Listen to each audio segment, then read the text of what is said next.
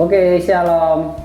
Selamat siang, tetap semangat pagi hari ini buat adik-adik yang ada di rumah semuanya. Apa kabar semuanya? Ya, perkenalkan nama saya Samsul Fajar. Dan pada hari ini saya akan menyampaikan materi pelajaran yaitu untuk kelas 8 ya, di materi 14. Nah, kita akan pakai buku ini ya adik-adik di rumah tentang pendidikan agama Kristen dan budi pekerti. Edisi revisi 2017 Kementerian Pendidikan dan Kebudayaan Republik Indonesia tahun 2017. Baik, ya.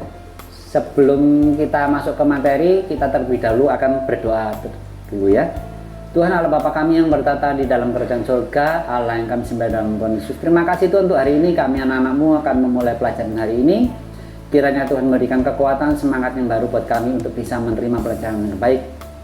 Juga guru kami yang akan menyampaikan materi ini, biarlah benar-benar materi ini bermanfaat buat kehidupan kami semuanya. Dan terlebih Tuhan untuk semua orang yang mendengarnya Tuhan. Terima kasih Tuhan Yesus, kami sudah berdoa dan mengucap syukur. Haleluya, amin. Baik, hari ini kita akan masuk dulu ke dalam tujuan pembelajaran. Ya, yang pertama adalah menjelaskan mengapa perlu bersyukur dalam situasi sulit. Yang kedua adalah mempraktekkan bersyukur dalam situasi yang sulit. Nah, baik ya. Kalau sudah, kita akan buka bukunya dalam kitab Roma pasal 5 ayat 3 yang sampai yang keempat. Ya. Di situ dikatakan bahwa dan bukan hanya itu, kita malah bermegah juga dalam kesengsaraan kita, karena kita tahu bahwa kesengsaraan itu menimbulkan ketekunan, dan ketekunan menimbulkan tahan uji, dan tahan uji menimbulkan pengharapan.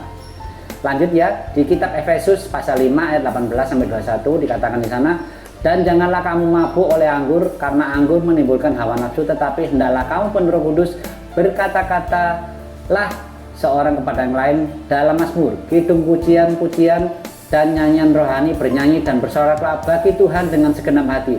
Ucaplah syukur senantiasa atas segala sesuatu dalam nama Tuhan Yesus Kristus kepada Allah dan Bapa kita. Rendahkanlah dirimu seorang kepada yang lain di dalam takut akan Kristus. Lanjut ya, di 1 Tesalonika 5 ayat 18, mengucap syukurlah dalam segala hal, sebab itulah yang dikehendaki Allah di dalam Kristus Yesus bagi kamu. Nah, sampai pada saat ini kita sudah mengkaji bagaimana kita harus bersyukur dan bagaimana kita harus memelihara sikap bersyukur itu ya anak-anak. Nah, coba kalau kalian lihat dalam situasi sekarang ini, mungkin kalian harus belajar di rumah, dan itu memang saya rasa memang buat kalian jenuh. Tapi tetaplah kita harus semakin semangat, yakin bahwa kita adalah anak-anak Tuhan yang selalu sukacita anak-anak. Ya, baik. Kalau kalian tadi sudah saya ajak untuk membaca tentang 1 Tesalonika juga ya, pasal 5 ayat 18, di sini kita harus tetap bersyukur dalam segala hal. Nah, artinya apa?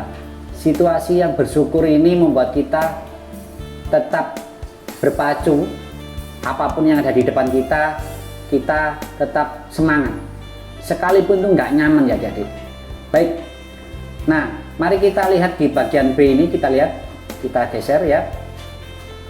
Di sini tentang surat kepada jemaat di Roma oleh Rasul Paulus menuliskan bahwa dan bukan hanya itu saja, kita malah bermegah dalam kesengsaraan kita, karena kita tahu bahwa kesengsaraan itu menimbulkan ketekunan, dan ketekunan itu menimbulkan tahan uji.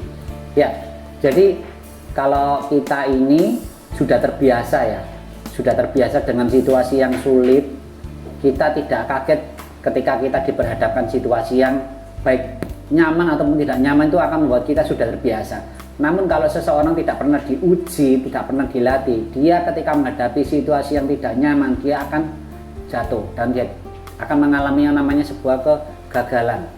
Nah, apakah di sini seringkali orang percaya tidak pernah mengalami ujian dan cobaan? Justru orang percaya itu justru disitulah diuji imannya untuk menghadapi situasi kesulitan yang ada di depan mata. Nah, apakah kamu mengerti bahwa keyakinan ini juga bisa dianggap salah? Contohnya seperti ini. Kalau kita jadi anak Tuhan, itu artinya kita pasti tidak akan mengalami namanya ujian. Salah, itu adalah anggapan salah. Justru ketika kita menjadi anak Tuhan, dipanggil menjadi umat Kristus, kita akan hadapi yang namanya tantangan demi tantangan. Tujuannya untuk apa? Karena tantangan itu akan membuat iman kita semakin kokoh dan kuat. Ya, ibaratnya gini ya, sebuah pisau itu supaya menjadi tajam, ia harus diasah terlebih dahulu. Nah, dengan asahan tadi itu membuat yang namanya pisau semakin tajam. Ketika dia dipakai untuk memotong yang namanya mungkin daging atau benda-benda yang lain, dia tidak menjadi tumpul, dan benda yang dipotong tadi akan langsung teriris. Ya, itu yang harus kita pahami. Nah, di sini yang poin ke-1 adalah kita tidak akan mendapatkan kesulitan. Kira-kira benar nggak persepsi yang seperti ini? Ya, bila demikian halnya, tidak ada yang mau meninggalkan dunia. Artinya tetap ingin hidup terus di dunia ini karena mendapatkan tempat yang nyaman dan aman. Untuk apa di surga kalau di bumi ini sudah nyaman? Ya enggak? Justru karena hidup di dunia ini penuh dengan kesulitan dan kesengsaraan, kita berharap pada tempat yang lebih baik, yaitu surga. Kalau di surga itu, ya nggak ada yang namanya sengsara, kita nggak perlu sekolah atau kuliah, kita nggak perlu susah payah. Di sana itu sebuah taman yang indah. Ya, kita menikmati yang namanya pujian dan penyembahan dengan Tuhan. Kita bertemu dengan Tuhan Sang Pencipta kita. Nah, di sini memang dikatakan di Yohanes 14 ayat 2, sebab aku pergi ke situ untuk menyediakan tempat bagimu, bagi kita adalah umat Tuhan. Tuhan sangat bersungguh-sungguh, tidak main-main ya, ketika menyatakan hal seperti ini kepada umatnya, yaitu menyediakan tempat rumah Bapa bagi kita. Ya, hendaknya yang menjadi tempat yang akan kita inginkan ini setelah kita meninggalkan dunia ini. Ya, jadi memang pada umumnya manusia itu pasti akan meninggalkan dunia ini. Tapi secara manusiawi, orang-orang di sekitarnya yang ditinggalkan akan merasa kehilangan. Namun tidak akan selamanya. Kita akan juga berjumpa dengan orang tersebut ketika kita ada di surga. Nah, itu artinya kehidupan yang di bumi ini hanya sementara. Karena hanya di surga itu adalah kehidupan yang kekal dan untuk selama-lamanya. Yang kedua, ya, apa yang kita dapat, kita peroleh. Jadi kalau ada perkataan atau istilah seperti itu, jadi semua yang ada di bumi ini bisa kita miliki tanpa ada keterbatasan. Nah, sifat-sifat seperti ini adalah sifat yang membuat pikiran manusia menjadi serakah. Jadi contoh, kalau kita hidup di bumi ini pasti punya tempat tinggal. Terus kalau rumah kita ini pasti kan ada batas ukurannya. Nggak mungkin ya semua tanah yang kita pijaki ini adalah milik kita. Namun kita harus berbagi dengan orang lain. Sama dengan halnya kebun, sawah, hutan itu adalah semuanya ciptaan Tuhan. Itu bisa kita nikmati bersama dengan orang-orang yang ada di sekitar kita. Jadi nggak bisa kita menghabiskan itu untuk diri kita sendiri atau kita nikmati begitu saja. Nah, di sini ada juga kesenangan bersifat duniawi, seperti ya, kita harus bisa menghindari yang namanya keduniawian itu seperti ini, pecandu narkoba, ya minum-minuman keras, ya, terus hal-hal yang lain di dunia ini ya. Mungkin seperti halnya kalau dunia malam itu ya, orang bisa di tempat klub-klub tertentu dan teman-teman lain tuh terjadi yang namanya kecanduan minuman keras dan sebagainya. Ini juga akan merusak yang namanya fungsi otak manusia sesungguhnya, dan juga merusak yang namanya organ tubuh manusia, dan itu harus kita sadari. Nah, karena kecanduan-kecanduan ini adalah hal yang tidak baik dan juga sangat bertentangan dengan firman Tuhan. Ya, kita lanjut yang berikutnya. Akibat yang paling fatal bagi seorang pecandu adalah mengalami sebuah kematian. Ini adalah harga yang harus dibayar, harga yang sangat mahal bagi seorang pecandu. Contoh, pecandu narkoba ya, ataupun obat-obatan yang lain. Tidak perlu jauh-jauh. Ketika kita mengalami yang sakit flu, sakit penyakit yang lain, kita tidak pernah jarang ya atau minum konsumsi obat ini hanya pada waktu sakit saja. Tapi seandainya obat itu kita konsumsi setiap hari, itu akan sangat berdampak yang sangat luar biasa untuk tubuh kita. Jadi tubuh kita itu akan merasa ditekan oleh sebuah efek dari obat itu sendiri. Nah, jadi dengan keterbatasan fisik manusia itu harusnya kita bisa menjaga tubuh kita sendiri. Nah, dari sini kita harus bisa bersyukur. Dalam keadaan sulit, kita tetap bisa melakukan apa yang Tuhan kita minta. Sekaligus mengakui bahwa Tuhan berkuasa atas segalanya, termasuk kesengsaraan, kedukaan yang kita alami. Setelah itu kita akan mengakui bahwa Tuhan itu sangat berkuasa terhadap masalah yang kita hadapi saat ini. Sebaliknya kita juga tidak boleh terus mengeluh dan menggerutu terhadap kesulitan yang kita hadapi saat ini. Kita tidak bisa melihat bahwa Tuhan selalu, setiap kita punya masalah langsung jawabannya sekarang, hari ini atau besok. Enggak seperti itu, tapi kita harus menanti dengan sabar jawaban Tuhan. Ya, baik. Kita lanjutkan di bagian C, yaitu kegiatan pembelajaran. Kita akan memujikan satu pujian, yaitu Ku Menyanyi Berbahagia. Oke anak-anak, kita akan lanjut nyanyikan satu pujian ya di kidung pujian halaman ini ya, nomor 392 tentang Ku Berbahagia ya judulnya. Ya, kita akan pujikan lagu ini satu bait yang pertama saja. Selanjutnya kalian bisa nyanyikan di rumah. Oke, kita akan mulai 1, 2, 3.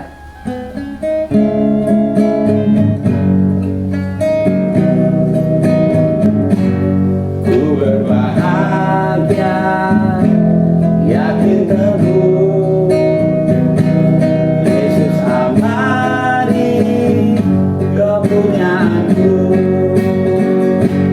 Aku warisnya,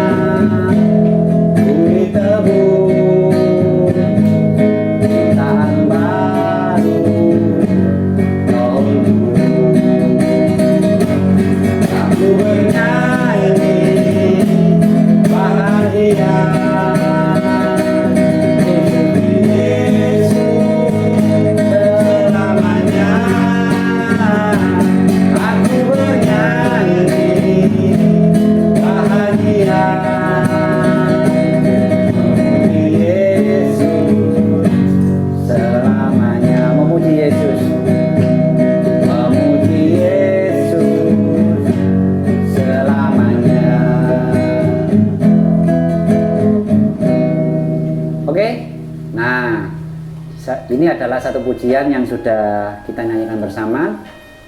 Kiranya ini juga bisa menjadikan kita tetap semangat ya dalam situasi apapun. Baik, ya. Lagu ini dituliskan oleh Fanny Crosby pada tahun 1873 dengan judul asli Blessed Assurance ya. Fanny adalah seorang yang lahir normal, namun karena suatu penyakit ia mengalami kebutaan total sebagai manusia. Bila kita mengalami kebutaan, hal ini dapat dianggap sebagai suatu bencana karena kita tidak bisa lagi melihat keindahan dunia ciptaan Tuhan. Namun melalui suatu pergumulan panjang, Fanny akhirnya dapat menerima kebutaannya dan bersyukur untuk itu. Mengapa itu bisa terjadi? Karena ia tetap melihat bahwa Tuhan sangat mengasihi, dan melalui kebutaannya Fanny bisa melihat dengan mata hati bahwa Tuhan juga menyiapkan tugas khusus baginya, yaitu menjadi seorang penulis lagu, penyair yang sangat indah. Adalah salah satu bukti bahwa Fanny dipakai Tuhan dengan istimewa. Ini adalah kata-katanya, oh betapa bahagia jiwaku, walaupun saya tidak bisa melihat, saya memutuskan untuk tetap merasa bahagia dalam keadaan kehidupan dunia ini. Betapa banyaknya berkat yang saya nikmati justru tidak bisa dimiliki orang lain. Menangis dan mengeluh, saya tidak dapat dan tidak akan melakukan hal itu. Ucapan lainnya dari Fanny bila diterjemahkan adalah, rasanya memang sangat membuat buta seumur hidup saya ini adalah justru membuat saya untuk bersyukur dalam keadaan yang sangat istimewa. Bila penglihatan sempurna ditawarkan ke saya besok, saya tidak akan menerimanya. Saya tidak akan menyanyikan puji-pujian untuk kemuliaan Tuhan bila saya teralihkan oleh keindahan dan hal-hal yang menarik buat saya. Fanny justru merasa bahwa kasih Allah sangat begitu besar dalam situasi dirinya buta. Seperti kita ketahui dari hasil penelitian, kebutaan yang menyebabkan orang tidak bisa melihat, namun bukan berarti bahwa ia menjadi orang yang tidak berguna. Pendengarannya menjadi lebih sensitif karena menjadi indera yang berkembang untuk menutupi kekurangan dari indera penglihatannya. Misalnya, orang buta ternyata mampu mengenali seseorang hanya dari suaranya atau bunyi langkahnya saat berjalan. Atau caranya membuka pintu. Fanny tumbuh menjadi pribadi yang sangat mengasihi Allah, menggunakan hidupnya untuk memperkenalkan Allah dan kebaikannya melalui 8.000 lagu yang ia ciptakan. Baik, di poin yang kedua, di sini kita dapat tugas yaitu membuat kelompok yang terdiri dari 4 orang. Diskusikan hal ini dengan teman-temanmu sekelas, ya, bisa by medsos, aplikasi yang lain, ya. Diskusikan pengalaman-pengalaman yang pernah kamu alami saat itu, ya. Berikutnya yang nomor 3 adalah tugas kelompok untuk membaca Alkitab dari kitab Efesus 5 ayat 18 sampai 21 dan 1 Tesalonika 5 ayat 15, dan renungkan bagi dengan teman-teman kelompok sel atau teman-teman sekelasmu kelas agama Kristen, dan apa yang sudah kamu peroleh dari bacaan tadi. Ya, yang di nomor 4 ini adalah menyanyikan kidung pujian tentang pujian Tuhan Haleluya. Namun ini tidak akan saya nyanyikan, ya, kalian bisa nyanyikan dengan teman-teman kalian, teman-teman kelas, ya. Ya, bisa pakai aplikasi-aplikasi yang sudah ada, ya. Nah, di bagian yang D ada soal juga di sini, yaitu yang pertama adalah apa alasan utama bagi anak-anak Tuhan untuk tidak mengeluh saat mengalami kesulitan. Nah, jadi di sini nomor 1 adalah kenapa kita anak-anak Tuhan itu nggak boleh mengeluh dalam situasi apapun. Boleh kita mengeluh, tapi nggak boleh yang berlebihan sampai membuat hati kita ini jauh daripada Tuhan. Kalau kita mengeluh tidak pernah mengucap syukur, apa yang terjadi? Hidup kita tidak lagi semangat, itu akan mempengaruhi aktivitas kita dan membuat kita semakin jauh daripada Tuhan. Tuhan juga semakin bisa saja meninggalkan kita, dan itu jangan sampai terjadi, ya anak-anak. Nah, jadi kita harus percaya bahwa Tuhan itu tidak pernah meninggalkan kita dalam keadaan apapun, ya, karena Dia adalah Bapa kita yang di surga maupun yang di bumi. Yang kedua, apa alasan ini bisa kamu terima dan kamu jalankan setiap hari? Berikan contohnya nyata ketika kamu mengeluh walaupun situasi yang kamu hidup ini sangat sulit. Nah, jawaban dari saya, ya, kalau kita mendapatkan situasi yang tidak enak ini, kita harus benar-benar selalu percaya dan yakin bahwa Tuhan itu memberikan penolong bagi kita. Nah, saya sedikit sharing tentang yang jawaban nomor 2 ini, ya. Pengalaman di situasi yang sulit ketika, contoh, ya, saya pernah sekolah itu kalau dari rumah ke sekolah itu jaraknya hampir 7 km. Itu naik sepeda pancal. Itu 7 km. Cukup jauh, ya, cukup jauh, sangat cukup jauh. Nah, itu ternyata kalau saya harus naik bemo mungkin lebih cepat ketika naik bemonya. Namun ketika begitu bemo itu turun di jalan raya masuk ke arah sekolah itu masih 1 km lagi perjalanan kaki. Nah, jadi karena saya nggak mau jalan kaki yang terlalu lama, saya naik sepeda panjang. Nah, pada waktu itu saya pernah jam mau masuk sekolah itu kan sudah mepet, ya, hari Sabtu ada pelajaran waktu itu komputer. Nah, saya itu naik sepeda sudah sangat kenceng karena sudah berangkatnya kesiangan. Saya ngebut. Saya itu waktu itu memang masuk kan, kalau dari jalan raya ke sekolah itu kan ada 2 jalur. Antara yang jalur ini jalannya itu memang jalan makadam, ya, pakai pasir itu kan kalau hujan mesti becek, ya, dan lumpur. Jadi kita dilewatkan jalan lewat perumahan. Nah, kita lewat perumahan itu, nah, saya lewat situ, lewat samping, saya sangat ngebut naik sepeda itu. Yang terjadi, saya nggak tahu, ketika di tikungan itu saya belok, tiba-tiba di depan saya itu ada mobil itu juga sedang menuju ke arah saya. Tanpa saya sadari, saya nggak bisa menghindar. Nah, yang terjadi apa, adik-adik? Saya ini nabrak mobilnya orang ini juga habis dicuci. Dicucinya itu, aduh, sudah mengkilat. Itu waktu itu mobilnya Kijang baru, ya. Bayangan saya ini, waduh, masuk rumah sakit ini saya. Mobilnya sama sepeda saya ini matching, warnanya kok sama-sama hijaunya gitu loh. Saya nabrak, duar. Yang terjadi apa, adik? Langsung bapak yang punya mobil ini langsung keluar. Saya langsung pada mobil ini sudah ketabrak sepeda saya dari depan di tengah-tengah ini. tiba-tiba sepeda saya itu kok bisa meleset ke kiri, anehnya kan gitu ya, kok saya nggak terlempar di atasnya mobil atau di belakangnya atau gimana ya. Nah kok mobilnya pesok dikit ya, saya jatuh tapi anehnya saya itu nggak ada yang luka. Terus bapak yang punya mobil tadi bilang gini, "Dek, nggak apa-apa lah dek kamu dek." "Oh nggak apa-apa om, nggak apa-apa kok sepertinya om. Tapi tahu dek, oh ya sudah, apa perlu di ini kasih uang apa?" "Nggak usah pak, wong saya ini juga nggak ada yang luka kok ya, saya tak buru-buru mau masuk sekolah karena udah telat ini." "Oh ya sudah, terima kasih ya." Akhirnya saya lanjutkan perjalanan saya. Saya jalan ke arah sekolah itu saya nggak sadar ternyata pedal sepeda saya ini setengah lingkaran, nggak bisa muter. Jadi saya harus mengayuni setengah lingkaran sampai di sekolah.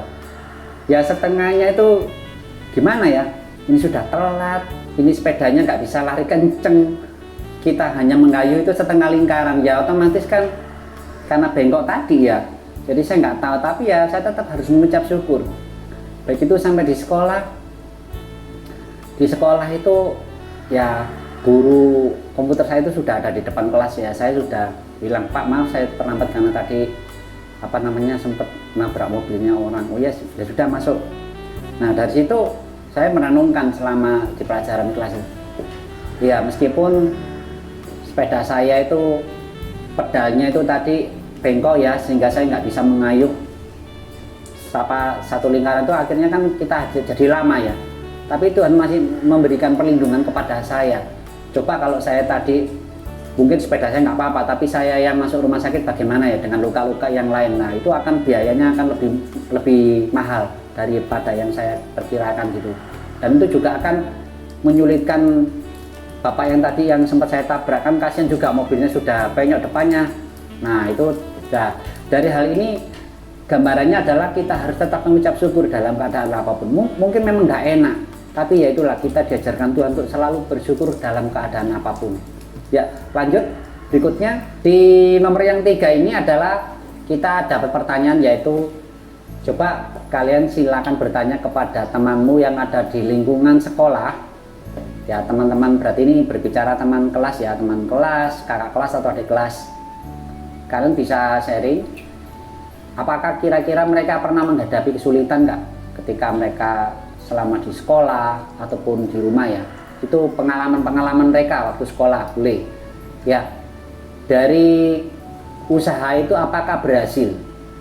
Nah ketika mereka menghadapi kesulitan itu, dan bagikan juga kepada temanmu minimal 2 ayat Alkitab yang bisa menjadi pegangan buat teman-temanmu ketika mereka menghadapi kesulitan. Nah dari sini kita harus tetap saling mendukung ya, kalian dengan teman-teman kalian. Mungkin sekarang ini kan pakai aplikasi ya, karena kita harus jarak jauh, kita harus jarak daring, jadi kita bisa komunikasi dengan teman kalian pakai media sosial yang sudah ada di aplikasi Android kalian masing-masing.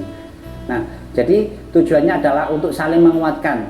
Dari pengalaman-pengalaman itu akan timbul di antara kita itu, oh iya ternyata temanku itu ada yang lebih berat pengalaman hidupnya, dan kita harus selalu bersyukur kepada Tuhan karena Tuhan itu tidak pernah meninggalkan kita. Di bagian yang ini adalah rangkuman ya. Bersyukur adalah sikap hidup yang harus ditunjukkan baik suka maupun duka. Bersyukur dalam situasi sulit justru menunjukkan bahwa hidup kita adalah di dalam kuasa Tuhan. Ingat, Tuhan lebih besar dari masalah apapun yang kita miliki. Anak-anak, tiba saatnya Bapak hari ini sudah selesai pada materi ini. Dalam kesempatan ini saya akan menyampaikan tentang rangkuman hari ini adalah yaitu kita tetap harus bersyukur dalam situasi apapun, baik suka maupun duka ya, enak ataupun tidak enak, kita tetap harus mengucap syukur karena Tuhan itu adalah gembala kita yang baik, ya akan selalu memberikan pertolongan kita tepat pada waktunya. Ingat, Tuhan itu adalah lebih besar dari masalah kita apapun yang kita hadapi. Ya, akhirnya kita akan tutup dengan doa. Mari kita tutup mata, kita akan berdoa. Tuhan Allah Bapa kami yang bertata di dalam kerajaan surga, Allah yang kami sembah di dalam nama Tuhan Yesus. Terima kasih Tuhan untuk hari ini kami bisa melewati waktu kami untuk bersama-sama belajar secara online. Tapi kami percaya Tuhan Kau hadir dalam hidup kami masing-masing. Tuhan mengajarkan kami untuk tetap belajar bersyukur, mengucap syukur dalam keadaan apapun. Sekalipun kami saat ini harus belajar secara daring, namun Tuhan Kau tetap senantiasa bersama-sama dengan kami. Terima kasih Tuhan Yesus buat materi yang telah disampaikan oleh guru kami, biarlah menjadi berkat untuk kami semua pada hari ini. Dalam nama Tuhan Yesus kami sudah berdoa dan mengucap syukur. Haleluya, amin. Oke, sampai jumpa minggu depan. Tuhan memberkati.